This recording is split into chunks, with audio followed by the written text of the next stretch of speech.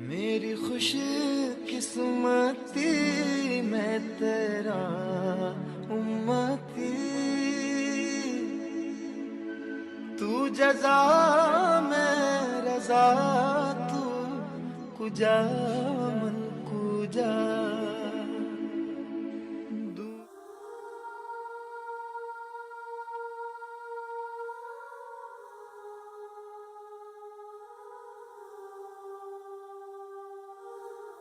بسم اللہ الرحمن الرحیم. السلام علیکم ورحمۃ اللہ وبرکاتہ. محترم بزرگوں، دوستوں، عزیز و اقارب، اپنے پرائے سبھی لوگوں کی خدمت میں شاری قلبی ایک مرتبہ پھر دنیا اور دین نام کے اس خاص بینر پہ آپ کے ساتھ پھر سے ملاقات کرتے ہیں. 2-3 ایپیسوڈ پہلے ہمارا نماز کے موضوع پہ آپ نے بیان سنا، جس میں الگ الگ طریقے سے کافی کوشش کی گئی. پہلی اذان کیسے ہوئی، آخری اذان حضرت بلال کی کیسی تھی، اذان کی شروعات کیسے ہوئی، نمازوں کا فرض کیسے ہوا. اسی کڑی کو لے کے ہم تھوڑا سا آگے بڑھتے ہیں، کیونکہ ہمارے پاس جس طریقے سے آپ کی مبارکباد کے فون آتے ہیں، جس طریقے سے کمنٹس میں آپ اپنی خواہشات بھیجتے ہیں، مجھے کچھ لوگوں نے کچھ چیزیں پوچھنے کے لیے کہا. آج ہم اسی طرح سے شروعات کرتے ہیں. مختصر سی بات کو تازہ کرتے ہوئے چلیں کہ یہ تو آپ کو اچھی طرح سے پتا ہے کہ اللہ رب العزت نے اپنے محبوب کو اپنے پاس عرش پہ بلایا تھا اور نمازوں کا تحفہ دیا تھا. تفصیلی بیان سنا بھی ہے آپ نے، اور کیا خوبصورت وہ رات تھی. یوں کہہ سکتے ہیں کہ معراج کی اس رات کا عالم نہ پوچھئے، خوشیوں میں چاند تارے سبھی جھوم رہے تھے. جبرائیل ام ہانی کے گھر میں یہی کہہ کر پلکوں سے مصطفیٰ کے قدم چوم رہے تھے. تو کیا خوبصورت لمحہ ہوگا جب اللہ رب العزت نے ایک نایاب تحفہ اپنے محبوب کے امتیوں کے لیے دیا، جو امتیوں کی مغفرت کا ذریعہ بن سکتا ہے. ایک مرتبہ آپ صلی اللہ علیہ وسلم سے کسی صحابی نے پوچھا کہ یا رسول اللہ رب العزت کی بارگاہ میں سب سے بہترین عبادت کیا ہے؟ تو آپ نے فرمایا نماز. اور نماز سے ہم کافی دور ہیں، کوسوں دور ہیں، بہت غافل ہیں. اسی غفلت کو بیدار کرنے کے لیے ہم آپ کی خدمت میں حاضر ہوئے ہیں، اور چند جو اہم معاملات ہیں اس موضوع پہ ہمارے ساتھ ہمارے اسٹوڈیو میں بات کرنے کے لیے اس وقت ایک بار پھر موجود ہیں کانپور شہر کے عالی مرتبت قابل تعظیم حضرت مولانا اقبال احمد صاحب. مفتی صاحب السلام علیکم. وعلیکم السلام.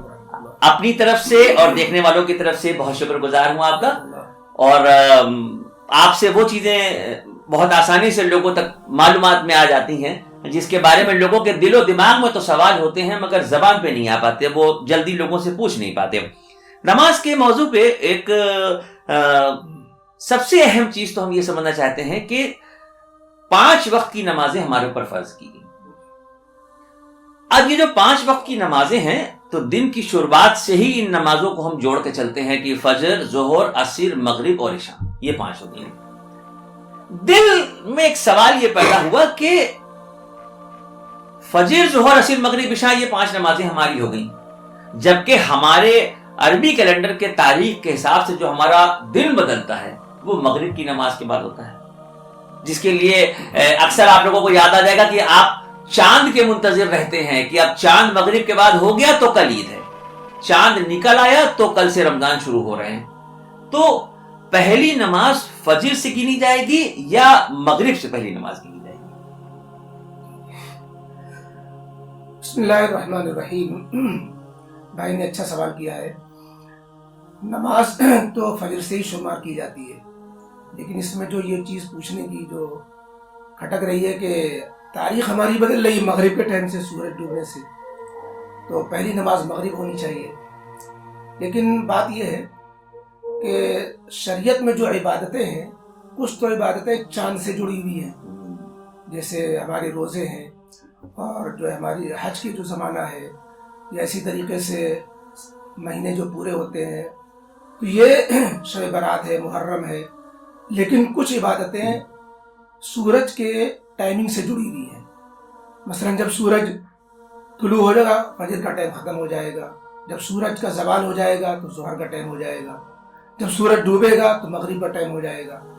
تو دن شروع ہونے کے اعتبار سے اگر دیکھیں اور سورج نکلنے کے اعتبار سے دیکھیں تو ہماری پہلی نماز دن کی ابتدا کے اعتبار سے فجر بنتی ہے، چونکہ یہ سورج کی ٹائمنگ سے جڑی ہوئی ہیں نمازیں، چاند کے ٹائمنگ سے نہیں جڑی ہوئی. ایک بات.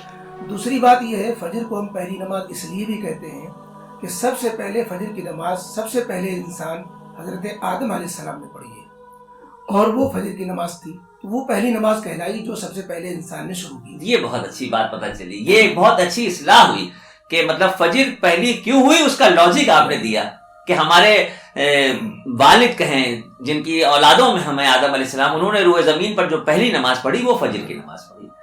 اب یہاں تیسری بات جی ضرور ضرور جی کہ جب 5 نمازیں فرض نہیں ہوئی تھیں تو 2 ہی وقت کی نماز تھی. جی جی ان 2 وقتوں کی نمازوں میں فجر اور عشاء، و بعض کہتے ہیں فجر و مغرب، فجر 2 ہی نمازیں تھیں. جی اس اعتبار سے صبح شام کی نماز تھی، صبح شام کی عبادت تھی. جی بعد میں اس عبادت کو بڑھا دیا گیا اور وہ 5 ٹائم کی کر دی گئی. تو اس بنا پر بھی فجر پہلے ہوتی ہے، شام بعد میں ہوتی ہے. اور طلوع غروب کے اعتبار سے بہرحال یہ تاریخ کا بدلنا وہ بھی اپنی جگہ پر ہے، لیکن یہ جو فجر کی نماز پہلے ہوتی ہے اس کی بھی اپنی وجہ ہے. اچھا، اب یہ جو 5 وقت کی نمازیں ہیں اس میں ہمیشہ سے یہ ہوتا ہے کہ فجر کی نماز اور مغرب اور عشاء، یعنی پہلے دن کی پہلی نماز فجر کی اور اس کے بعد مغرب اور عشاء سورج ڈوبنے کے بعد کی. یہ جو نمازیں ہیں یہ مسجد میں جب ہم لوگ نماز کے لیے جاتے ہیں تو امام صاحب کی امامت میں بآواز بلند قرأت سنتے ہوئے نماز ادا ہوتی ہے. اور ظہر اور عصر کی جب ہم نماز میں امام صاحب کے پیچھے نیت کرتے ہیں تو خاموش ہوتے ہیں. تو کیا کوئی مطلب خاص وجہ ہے؟ قرآن سے کوئی تعلق ہے اس کا، حدیث سے کوئی تعلق ہے اس کا، یا چونکہ ہم چاہتے یہ ہیں کہ جو وسوسے جو سوالات دل میں ہیں ان کے جوابات لوگوں تک پہنچے تو اصلاح ہو جائے ان کی؟ اصل وجہ تو یہ ہے ظہر عصر کو خاموش پڑھنے کی، یعنی آہستہ قرات کرنے کی، اور فجر مغرب عشاء 3 نمازوں میں زور سے قرات کرنے کی جو اصل وجہ ہے وہ تو ہمارے نبی کریم علیہ الصلوۃ والسلام کی اتباع ہے کہ انہوں نے ایسا کیا لہذا ہم ایسا کرتے ہیں. لیکن ایک وجہ اور بھی سمجھ میں آتی ہے اور بزرگوں نے اس کو لکھا بھی ہے کہ ظہر و عصر میں جو دن کا وقت ہوتا ہے یہ کاروباری اور مشغولیات کے ہنگامے کا ہوتا ہے. لوگ مصروف ہوتے ہیں، یکسو دماغ نہیں رہتا ہے، اور دل دماغ یکسو نہ ہونے کی وجہ سے اگر امام صاحب زور سے پڑھیں گے، ادھر آوازیں آ رہی ہیں، ادھر کارخانے چل رہے ہیں، تو اطمینان میں قلب کم ہوتا ہے. جبکہ شام کا وقت جب ڈھلنے لگتا ہے تو سناٹا کچھ شروع ہو جاتا ہے، مغرب میں کچھ کم، عشاء میں کچھ زیادہ سناٹا ہو جاتا ہے، فجر میں تو بالکل آدمی تازہ دم ہو کر اٹھتا ہے. اسی لیے مغرب میں چھوٹی قرات ہوتی تو زور سے ہے لیکن چھوٹی قرات ہوتی ہے کیونکہ ابھی یکسوئی بھرپور نہیں ہے. عشاء میں اس کے مقابلے میں کچھ زیادہ یکسوئی ہوتی ہے تو اس میں کچھ درمیانی قرات ہوتی ہے، اور فجر میں آدمی بالکل تازہ دم ہوتا ہے، بہت لمبی اس لیے جو ہے لمبی لمبی رکعت ہوتی ہے. لیکن اب تھوڑا سا ہم لوگوں نے فطرت سے تھوڑا ہٹنے لگے ہیں کہ رات کو آدھا دن بنا لیا ہے، آدھی رات تک ہمارا دن ہی چلتا رہتا ہے. اس کی وجہ سے جو ہے فجر میں اتنا تازہ دم نہیں ہوتے جتنا کہ اگر ہم فطرت کے اعتبار سے چلیں تو عشاء کی نماز پڑھنے کے بعد پھر ہمیں جلدی سو جانا چاہیے تاکہ جلدی اٹھنے کی عادت پڑے. اب صبح بھی ہم سوتے ہیں، حالانکہ صبح کا وقت ہمارے سونے کا نہیں ہوتا، لیکن لوگوں نے سونے کا بنا. بہرحال یہ ایک وجہ ہے کہ ظہر عصر میں دن میں چونکہ ہنگامے کا وقت ہوتا ہے، کاروبار کی مشغولیت کا اور اجلت کا بھی ہوتا ہے، اس لیے اس میں آہستہ قرات کی جاتی ہے اور اس کے مقابلے میں زور سے قرات کی جاتی ہے. اور ایک وجہ یہ بھی ہوتی ہے کہ جس وقت نبی کریم علیہ الصلوۃ والسلام پر یہ نمازیں فرض ہوئی تھیں تو اس وقت آپ کے جو دشمن تھے وہ جو نمازوں سے روکتے، دین سے روکتے، آپ کے لیے روڑا بن رہے تھے، تو دن کی نمازوں میں آپ کی قرات پر آ کر کے پریشان کرتے ہیں. تو اللہ کی طرف سے حکم ہوا کہ آپ خاموشی سے، اور شام کے وقت میں وہ اپنے اپنے مشغولیات میں لگ جاتے. تو دن میں پریشان نہ کیے جائیں، اس لیے اللہ کی طرف سے یہ حکم. بعد میں جب حالات بدل بھی گئے تو حکم یہی بات ہی رہا. یہ بھی بات لکھی ہے. ایک اور ضروری بات اس میں یہ کرنی تھی کہ اکثر ایسا ہوتا ہے کہ اول تو مسلمان بہت بیچارہ اس وقت بھٹکا ہوا نماز سے دور ہے. جو تھوڑے بہت ایسے ہیں جن کے اوپر اللہ کا کرم ہے کہ دل بدل رہا ہے، نمازوں کے لیے جا رہے ہیں. لیکن ہم نے ایک چیز غور یہ کی کہ اگر کوئی شخص جو 5 وقت کی نمازیں فرض ہے، اگر وہ فرض نمازیں پڑھتا ہے تو اس کو یہ کہا جاتا ہے کہ بھائی یہ نمازی آدمی ہے. لیکن اگر کوئی شخص تہجد کی نماز پڑھ رہا ہے تو اس کو بزرگوں میں گنا جاتا ہے کہ بھائی بڑا تہجد گزار آدمی ہے، یہ تو بہت تہجد گزار آدمی ہے. تہجد تو اس کا مطلب یہ ہوا کہ تہجد کی نماز کی بہت بڑی کوئی اہمیت ہے. 5 وقت کی نمازیں فرض ہیں، یہ تو ہمارے اوپر لازم کیا گیا پڑھنا، لیکن تہجد کی نماز کے بارے میں اندازہ یہ ہوتا ہے. تو مجھے لگا کہ جب یہ اتنی اہم نماز ہے کہ جس سے لوگوں کی بزرگی ظاہر ہونے لگتی ہے، ایسے میں اس کا صحیح وقت کیا ہے. کانپور شہر میں ہی ہمارے ایک بہت عزیز دوست ہیں، اللہ نے ان کو بہت نوازا ہے. وہ رات میں 1 1:30 بجے 2 بجے تک جگتے ہیں اور اس وقت پھر وہ تہجد کی نماز پڑھ کے سو جاتے ہیں. اور خود کہتے ہیں کہ اکثر ایسا ہوتا ہے کہ دیر سے سونے کا مطلب کہ فجر کی نماز میری قضا ہو جاتی ہے۔ تو یہ کس حد تک صحیح ہے؟ اور جہاں تک میرے علم میں ہے کہ نبی کریم سرکار دو عالم صلی اللہ علیہ وسلم جب رات بھر کھڑے ہو کے نمازیں پڑھا کرتے تھے، جب قرآن میں قم اللیل کا لفظ آیا تھا اور آپ کے پاؤں پہ ورم آ جاتا تھا، تو اس کے بعد پھر اللہ کی طرف سے یہ حکم ہوا کہ نہیں، آپ فجر کی نماز سے پہلے ایک نیند لے لیں۔ تو یہ جو نماز فجر کی نماز سے پہلے تہجد کے لیے اٹھنے کا وقت ہے، یہ تفصیل اس کی کیا ہوگی کہ تہجد کا حقیقتاً وقت کیا ہے، اور رات بھر جاگتا ہوا آدمی تہجد پڑھ کے سو جائے اور فجر پڑھ کے سو جائے، یا رات کا آدمی کچھ دیر کے لیے قیام کرے اور اس کے بعد وہ نیند سے بیدار ہو کے اللہ کی محبت میں اٹھے۔ بھائی ایک تو یہ ہے کہ ہم نے سوچا کہ 2:30 بج رہا ہے، جگتے رہو یار، ابھی آدھے گھنٹے کے بعد نماز پڑھ لیں گے، یا 4 بج رہا ہے کہ ابھی فجر پڑھ لیں گے۔ ایک یہ ہے کہ ہم حسب معمول، چونکہ رات آرام کے لیے بنائی گئی ہے، ہم سوئے، لیکن اس فکر میں سوئے، یہ دعا کر کے سوئے کہ پروردگار ہمیں نماز کے لیے اٹھنا ہے۔ سردی کے دنوں میں لحاف سے نکل کے ٹھنڈے پانی سے وضو کر کے نماز کے لیے اٹھنا، یہ وہی کر سکتا ہے جس پہ اللہ کا فضل و کرم ہو اور اللہ جس سے کام لے رہا ہو۔ تو تہجد کے بارے میں ذرا سا تفصیل۔ تہجد تو واقعی ایک نیک بندوں کی خاص نماز ہے، جو تہجد کے ذریعے سے وہ تنہائی میں، جبکہ ساری دنیا سو رہی ہوتی ہے، اور وہ اللہ کے سامنے ایک اخلاص کے ساتھ مناجات کر رہا ہوتا ہے اور سرگوشی کے ذریعے سے اپنے رب سے کو منا رہا ہوتا ہے، مانگ رہا ہوتا ہے۔ تو تہجد تو ایک بہت اہم نماز ہے، لیکن جب تک اور نمازیں نہیں آئی تھیں، تہجد کی نماز بھی فرض تھی، اور مکہ مکرمہ میں خاص طریقے سے معراج نبوی سے پہلے تہجد کی نماز ہی فرض تھی۔ تو تہجد بعد میں جب نمازیں 5 وقت کی ہو گئی تو تہجد کی نماز کو نفل قرار دے دیا گیا، حالانکہ نبی کریم علیہ الصلوۃ والسلام کے لیے وہ نماز پھر بھی ضروری رہی، چونکہ آپ کا جو مقام تھا اس اعتبار سے آپ کے لیے الگ احکام بھی تھے۔ تو یہ تہجد کی جو نماز ہے، اس میں اصل تو وقت ہے جب 2/3 رات گزر جائے اور 1/3 رات باقی ہو۔ مثلا 9 گھنٹے کی رات ہے تو 6 گھنٹے جب گزر جائیں تو آخری جو 3 گھنٹے ہیں، یہ ہے اصل تہجد کا وقت۔ لیکن اگر کسی کو اس وقت نہ اٹھنے کا اور یہ ہے کہ نہیں اٹھ سکیں گے، بیدار نہیں ہو سکیں گے، فجر میں ہی آنکھ کھلے گی، تو وہ سونے سے پہلے تہجد کی نیت سے 4 رکعت نماز پڑھ لے تو وہ تہجد کے قائم مقام ہو جاتی ہے۔ اصل تہجد نہیں، اصل تہجد تو وہی ہے جس میں آپ ایک نیند لینے کے بعد۔ اور بعض حضرات نے یہ بھی کہا ہے کہ آدھی رات کے بعد تہجد کا وقت چالو ہو جاتا ہے، اس میں چاہے سوئے نہ سوئے، لیکن آدھی رات کے بعد ٹائم چالو ہو جاتا ہے۔ گویا اس میں کئی پہلو نکل آئے۔ اصل یہی ہے کہ 2/3 رات گزر چکی ہو اور 1/3 رات جب باقی ہو تو ہم اس وقت کو تہجد کا ٹائم قرار دیا جائے، جو سحری کا وقت کہلاتا ہے۔ اور دوسرے یہ ہے کہ آدھی رات کے بعد، اور تیسرے یہ کہ جس کو یہ خطرہ ہے کہ ہم تہجد میں ایسے تو اٹھ ہی نہیں پائیں گے، دیر میں سوتے ہیں، پھر اٹھنا مشکل ہوتا ہے، تو وہ عشاء کی نماز کے ساتھ یا سونے سے پہلے وضو کر کے 4 رکعت نماز اس نیت کے ساتھ پڑھ لے، وہ تہجد کے پڑھنے والوں میں شمار ہو جائے گا، قائم مقام میں۔ اصل تہجد نہیں ہوگا، اصل تہجد کا جو وہ مرتبہ ہے وہ تو نہیں ہوگا، قائم مقام وہ تو میرے خیال سے تبھی ہے نا کہ ہم لحاظ میں سو رہے ہیں، اور ہم بھلے 11 بجے یا 12 بجے لیٹے، لیکن اگر ہم 4 بجے اٹھ رہے ہیں اور اس کے بعد ٹھنڈے پانی سے وضو کر، جیسے آپ نے بتایا کہ وہ تہجد تو پڑھ لیتے، فجر میں نہیں اٹھتے، یہ تو صحیح نہیں ہے۔ نبی کریم علیہ الصلوۃ والسلام کے سامنے ایک صحابی کا حال ذکر کیا گیا کہ وہ تہجد تک جگتا رہا، اس کی وجہ سے آنکھ لگ گئی اس کی، فرمایا کہ وہ رات بھر سوتا رہتا، فجر میں اٹھ جاتا، یہ زیادہ بہتر تھا، اس لیے کہ یہ 5 وقت کی نماز فرض ہے، فرض چھوڑنا یہ زیادہ بڑا گناہ ہے، زیادہ، اور وہ بھی ایسا فرض کہ جس میں کوئی کہیں معافی نہیں ہے۔ اس لیے ایسے اہتمام کو تو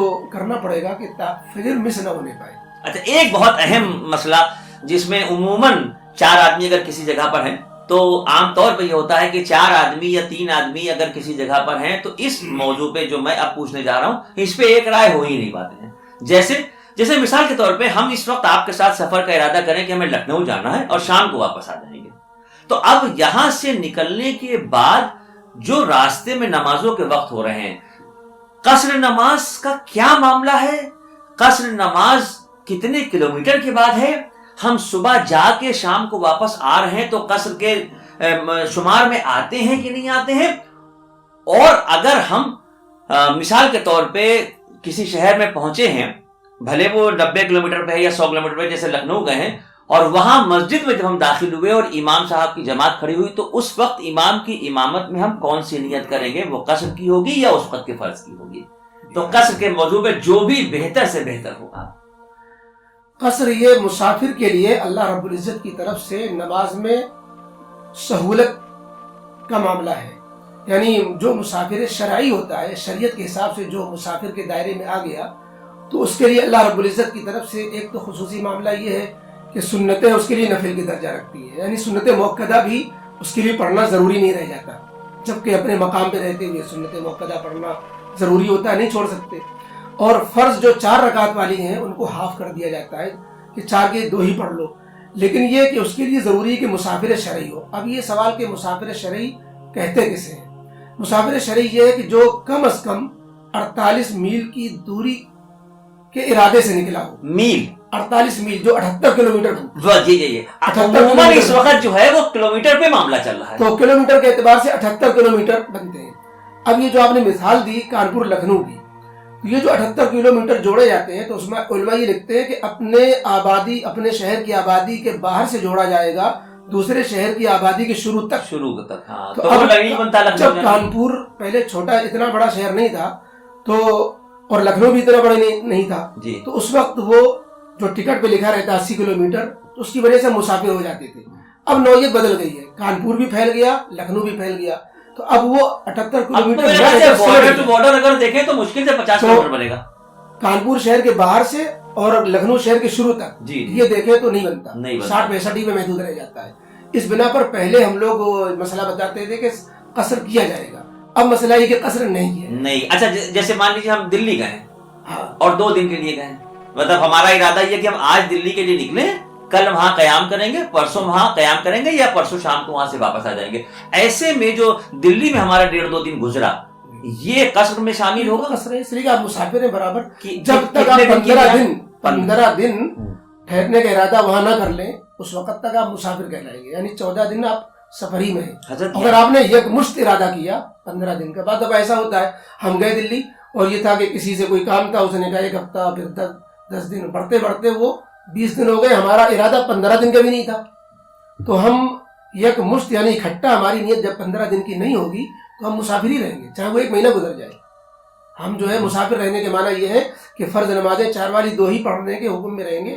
ہاں اگر امام کے پیچھے پڑھ رہے ہیں، مسجد میں چلے گئے، تو اس وقت امام کے تابع ہونے کی وجہ سے ہم اس فضیلت کو، جماعت کی فضیلت کو پانے کے لیے پھر 4 کی نیت پھر قصر نہیں رہے. پھر قصر، کیونکہ آپ کے اس سوال جواب سے میرے اندر ایک نیا سوال جوش مار رہا تھا کہ حج کے موقع پہ جو لوگ جاتے ہیں وہ تو مدینہ منورہ 8 دن رکتے ہیں یا 9 دن رکتے ہیں. تو ظاہر سی بات ہے کہ اگر وہ 8-9 دن رک رہے ہیں تو وہ مسافر ہوئے اور قصر میں ہوئے. لیکن چونکہ یہ حکم ہے کہ اللہ کے نبی کی مسجد میں وہ نمازیں پڑھنا ہے، اس لیے امام کے ساتھ پوری پڑھی جائے گی. بہت اہم بات تھی جو ہو گئی. اور اس کا مطلب یہ ہوا کہ ہم نے آپ لوگوں کو مفتی صاحب کے ذریعے یہ بتایا کہ 5 وقت کی ترتیب کیا ہے، ظہر اور عصر میں خاموشی کی وجہ کیا ہے، تہجد کا کیا مقام، کیا مرتبہ ہے، اور کس طریقے سے تہجد کے لیے ہم کو اٹھنا ہے، کیسے نماز پڑھنا ہے، اللہ رب العزت کی بارگاہ میں ہم سب کی نمازیں قابل قبول ہو جائیں. بس یہ بہت اہم معاملہ ہے. اور قصر کا بھی مسئلہ بہت آسانی سے ہم لوگوں کو پتہ چل گیا کہ کیسے کیا کرنا ہے. اب ایک سوال اور ہے، تھوڑا سا وہ سوال کبھی کبھی خلفشار کی طرف لے کے چلا جاتا ہے کہ عام دنوں کی تو بات نہیں ہے، لیکن جیسے ہی رمضان کے دن نزدیک آ رہے ہوتے ہیں، رمضان کا چاند نکلنے کی بات ہوتی ہے، تو تراویح کو لے کے طرح طرح کی باتیں ہوتی ہیں. کہیں یہ ہوتا ہے کہ نہیں تراویح نہیں پڑھنا ہے، کہیں یہ ہوتا ہے کہ نہیں تراویح پڑھنا ہے، کہیں یہ ہوتا ہے کہ اللہ کے نبی نے تو 12 رکعتوں کی پڑھی، حضرت عمر کے زمانے میں 20 رکعتیں ہوئیں. تو مقصد کہنے کا یہ ہے کہ جو تعلیم یافتہ مسلمان ہیں، جو عالم ہیں یا قابل ہیں یا کسی مقام پہ ہیں، وہ تو کتابوں کے حوالوں سے صحیح و غلط کا فیصلہ کر لیتے ہیں. ایک عام سڑک پہ چلتا ہوا مسلمان جو ہے وہ اس معاملے میں بڑا کشمکش میں ہوتا ہے، کیونکہ وہ بیچارہ جانتا ہی نہیں، وہ تو صرف عالموں کے چہرے کو دیکھ رہا ہے کہ حضرت نے جو فرمایا ہم وہ کریں گے. ایسے میں تراویح کا صحیح معاملہ کیا ہے کہ مطلب چاند دیکھ کے تراویح پڑھنا ہے اور چاند دیکھ کے اس کو ختم کرنا ہے، یا جو 6 دن 8 دن 15 دن والی ہے وہ ہونا چاہیے، 12 رکعتیں ہیں 20 رکعتیں ہیں؟ ذرا سا اس کے اوپر تھوڑی سی روشنی. تراویح رمضان المبارک مہینے کے ساتھ خاص نماز ہے. تراویح میں رمضان المبارک میں اللہ رب العزت نے بہت سی چیزیں بڑھا رکھ دی ہیں، مثلا روزے بڑھا دیے، اور اسی میں تراویح کی نمازیں بڑھا دی گئی، شب قدر بڑھا دی گئی، اعتکاف بڑھا دیا گیا. اسی طریقے سے تراویح کی نماز ہی بڑھا دی گئی، لیکن تراویح کی نماز کا جو درجہ ہے وہ نہ فرض کے برابر ہے نہ واجب کے برابر ہے۔ تراویح کا درجہ ایک سنت مؤکدہ، یعنی جس کو یوں کہہ لیجیے جیسے فجر سے پہلے 2 رکعت سنت ہوتی ہے، ظہر سے پہلے 4 رکعت سنت ہوتی ہے، تو اس کا درجہ سنت جیسا ہے، جس کا مطلب یہ نکلا کہ مسافر اگر تراویح چھوڑ دے حرج کی بات نہیں، مریض تراویح چھوڑ دے کوئی حرج نہیں، لیکن عام مسلمانوں کے لیے جو صحت مند ہیں اور کوئی ان کو عذر نہیں ہے تو ان کے لیے تراویح چھوڑیں گے تو ایسے ہی جیسے سنت مؤکدہ چھوڑنا، اور سنت مؤکدہ بغیر عذر کے نہیں چھوڑنا چاہیے۔ اب یہ کہ رکعت کتنی پڑھنی ہے، تو رکعت کے معاملے میں ہمیں اختلاف میں نہ جاتے ہوئے اور دلائل سے بھی کے بجائے ہمیں احتیاط پہ عمل کرنا چاہیے۔ احتیاط کیا ہے؟ احتیاط یہ کہ جب اختلاف ہو جائے کہ 8 ہے کہ 12 ہے کہ 20 ہے، تو نیوز مثال لے لیں، جیسے اگر کوئی کنٹرول ریٹ میں شکر مل رہی ہے تو کتنے پیسے لے جائے، کوئی کہہ 8 روپے کلو ہے، کوئی 20 روپے کلو ہے، 15 روپے کلو ہے، چاہ کے جو زیادہ ہوگی اللہ کے یہاں وہ نفل بن جائے گی، تو اس لیے ہم 20 کو ہی لے کے چلے۔ اور یہ کہ تراویح میں ہم نے کلام پاک سن لیا 8 دن میں 10 دن میں، تو یہ پورے مہینے کی عبادت ہے، یہ نہیں خیال کرنا چاہیے، اس لیے کہ کلام پاک سننا یہ ایک مستقل عبادت ہے اور 20 رکعت اسپیشل پڑھنا یہ الگ عبادت ہے۔ تو اس لیے، اور یہ جو 8 12 کا جو شبہ ہوتا ہے، اصل میں حدیثوں کو خلط ملط جب کر دیا جاتا ہے۔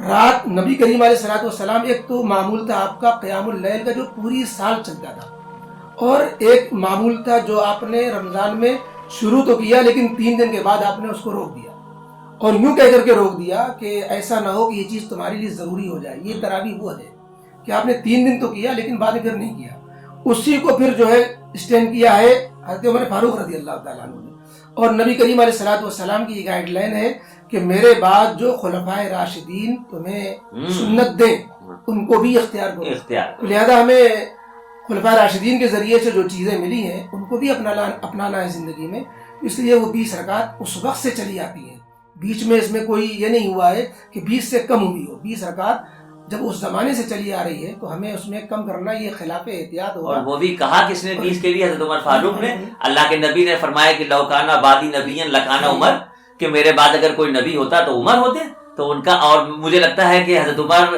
کا تو معاملہ یہ ہے کہ واحد صحابی ہیں جو اللہ کے نبی کی مراد ہیں، جنہیں اللہ کے نبی نے صفا کی پہاڑی پہ کھڑو کے مانگا تھا کہ پروردگار عمر کو دل بدل دے۔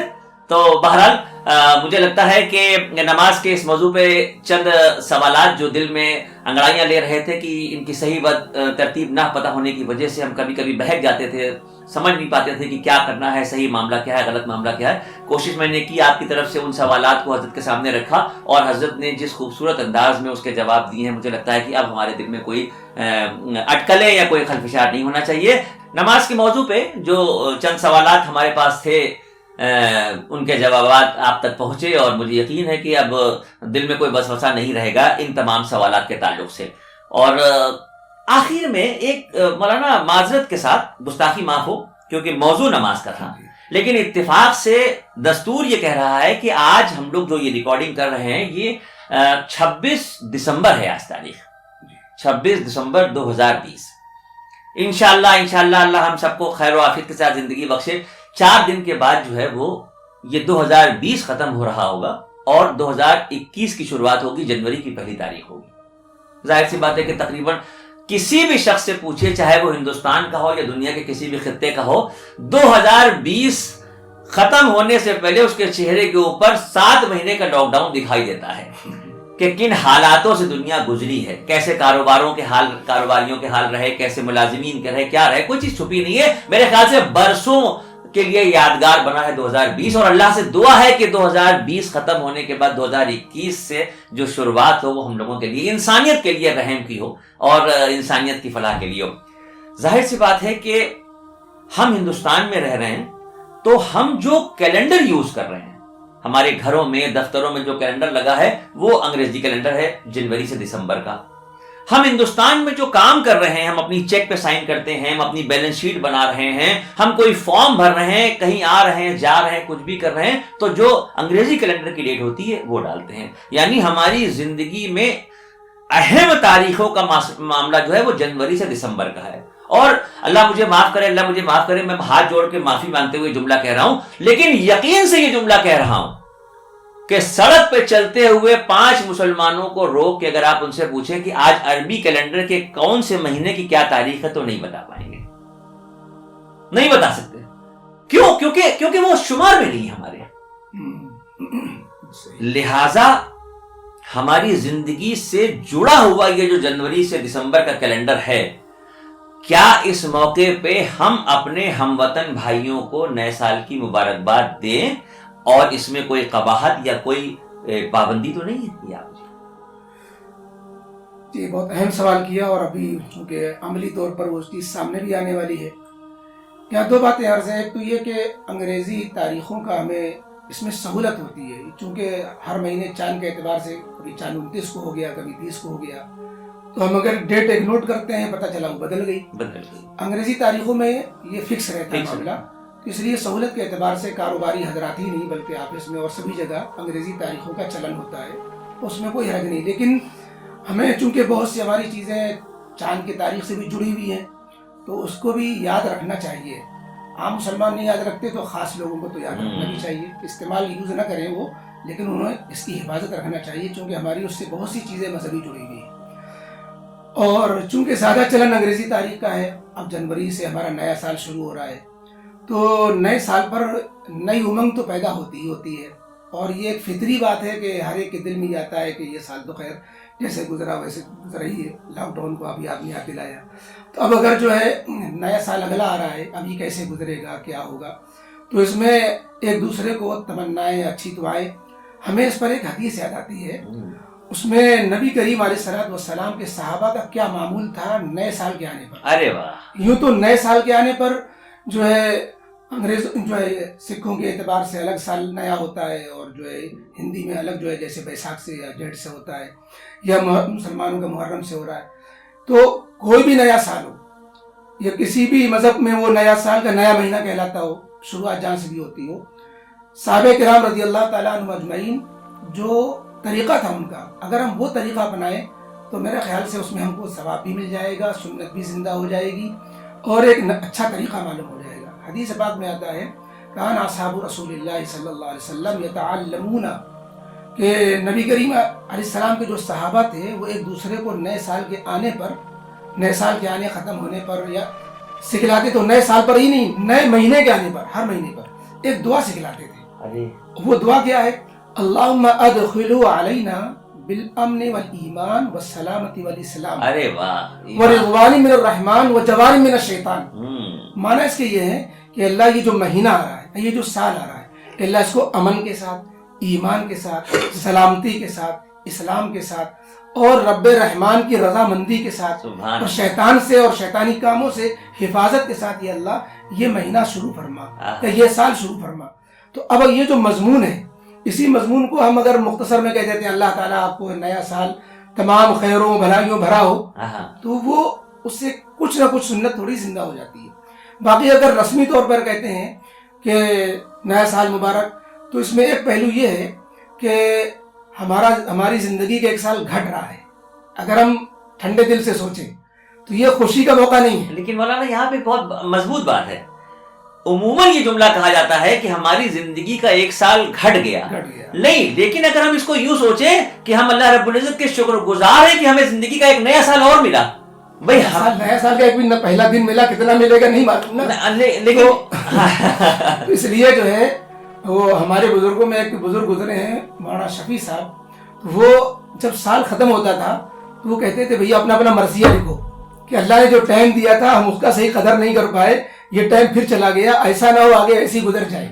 تو اپنے گزرے ہوئے لمحات پہ وہ مرثیہ لکھتے تھے بجائے اس کے کہ مبارکبادی ایک دوسرے کو لکھیں. تو یہ سوچنے کا ایک انداز ہوتا ہے. یہ جو نیا سال آ رہا ہے یہ در حقیقت ہمیں ایک دوسرے کے دعاؤں دینے کے لیے ہے اور نئی تمناؤں کے اظہار کے لیے. اس میں کوئی حرج بات نہیں ہے. خصوصاً ہم وہ لوگ جن کے ہاں جو ہے ہمارے ہم مذہب نہیں ہے ان کو تو ہم نیا سال مبارک اور نئی مبارک دینے میں تو کوئی حرج ہی نہیں. بہت خوب. اس لیے اور اپنے لوگوں میں اس سنت کو زندہ کرنا چاہیے کہ دعا عام کریں. یہ دعا تھی کہ اللہ نہ عربی میں پڑھ پائیں، نہ پڑھ پائے تو اس کو ایک دوسرے کو، اور اگر عربی میں ایک بار لکھ لیں سینڈ کر دیں کہ ہاں بالکل صحیح. بہت شکریہ.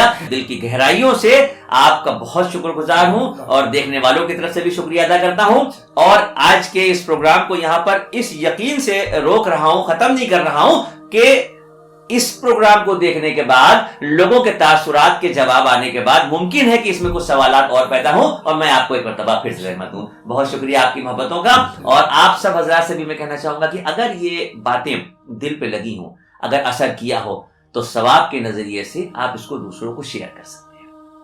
یہ اسکرین پہ میں نے اپنے موبائل ایپ کا طریقہ آپ کو بتا دیا. پلے اسٹور پہ ایک مرتبہ آپ شاعری قلبی لکھ کے ایپ ڈاؤن لوڈ کر لیں گے, انشاءاللہ پچھلے ہمارے سارے ویڈیو آپ کے پاس ایک وقت میں آ جائیں گے اور آگے کے سارے ویڈیو آتے رہیں گے. اگر میں زور نہیں دے رہا, میری کوئی اس میں لالچ نہیں ہے, اگر آپ کو یہ لگے کہ دین کی یہ بہت اچھی باتیں ہیں اور آپ کے ذریعے دوسروں تک پہنچیں گی تو آپ بھی ثواب کے حقدار ہوں گے, اس نقطۂ نظر سے آپ اس کو شیئر کر سکتے ہیں. بہت شکریہ آپ کی محبتوں کا. میں آپ کی محبتوں کا شکر گزار ہوں اور آپ کی دعاؤں کا طلبگار ہوں. السلام.